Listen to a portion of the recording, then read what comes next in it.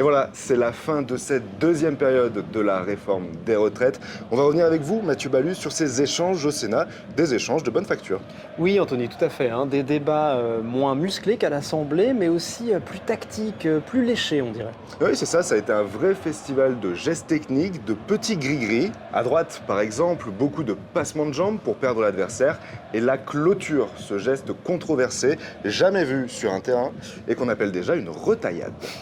Et ça a fait réagir le public, Anthony. De l'article 38, 77 amendements de suppression. Demande de clôture sur les explications de vote sur les amendements numéro 3 à 2268. En face, la gauche a essayé de se sortir de ce marquage à culotte avec des mouvements plus classiques comme le sous-amendement, le rappel au règlement. Mais tout ça a été bien travaillé à l'entraînement. Allez, on regarde. Espériez sans doute que nous laissions la retraite des Françaises et Français entre les mains des droites coalisées. Nous ne sommes pas dupes. et les Français non plus. Nous ne lâcherons rien. Nous ne les lâcherons pas. À une très belle fluidité, mais ça n'a pas empêché le camp présidentiel de pouvoir dicter le rythme des échanges. Non, d'autant que le gouvernement s'est émis lui aussi avec la pratique bien connue du vote bloqué qui lui a permis de garder le contrôle jusqu'à la fin du match. Pareil, là c'est un geste technique relativement rare et qui empêche les adversaires de pouvoir s'exprimer pleinement.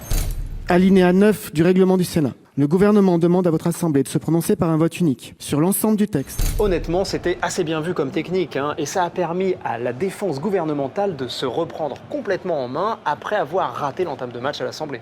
Oui, c'est ça, on ne sait pas si c'est une remontrance dans le vestiaire, mais en tout cas les deux titulaires, Attal et Dussopt, n'ont pas été trop mis en danger au Sénat. Et avec un terrain un peu plus favorable qu'à l'Assemblée, ils ont pu répéter leur gamme, répéter leurs automatismes. Clairement, ils se sont trouvés, ça s'est vu sur le terrain. Après, je ne sais pas pour vous Anthony, mais moi j'aurais voulu voir plus de prise de risque. Oui, c'est vrai, une défense appliquée mais sans réel génie. En fait, personne ne se souviendra vraiment de leurs interventions dans quelques années. Alors qu'à droite, Anthony, c'est complètement différent. C'était vraiment l'équipe d'un seul homme. Oui, c'est ça. Bruno Retailleau a fait une sorte de numéro de soliste de bout en bout, sous l'œil bienveillant de son ami, l'arbitre des débats, Gérard Larcher. Et ça, c'était une stratégie qui a permis à la droite de marquer plusieurs buts.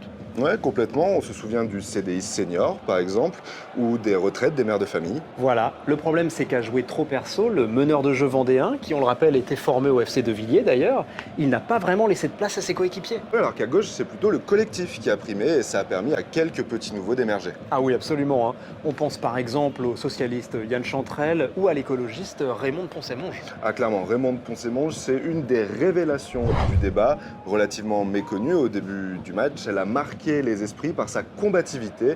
On peut le dire, elle était sur tous les ballons. La discussion de la réforme commence mal. Cette loi du passé est une loi d'une violence sociale inouïe. Cessez de faire des retraites la variable d'ajustement des baisses d'impôts. Il faut aussi évoquer la communiste Éliane Assassi avec son coéquipier socialiste à la pointe de l'attaque Patrick Kanner. Ces deux-là ont vraiment brillé. Oui, c'est ça. En gros, la gauche a eu la possession de la balle, mais n'a pas su trop quoi en faire et n'a pas réussi à peser sur le score de cette deuxième période. L'avant-centre, monsieur Kanner, vous êtes occupé un peu de sport au gouvernement. C'est l'avant-centre qui se couche dans les 18 mètres pour avoir un pénalty. Le fameux manque de réalisme. Le fameux. Du coup, comme prévu, la droite sénatoriale et le gouvernement ont remporté cette période après le match nul à l'Assemblée. Voilà, mais Anthony, on le rappelle, avantage en fin de match ou pas, ce sont quand même les tirs au but qui décideront de tout. Oui, le vote ou le 49-3, la loterie gouvernementale.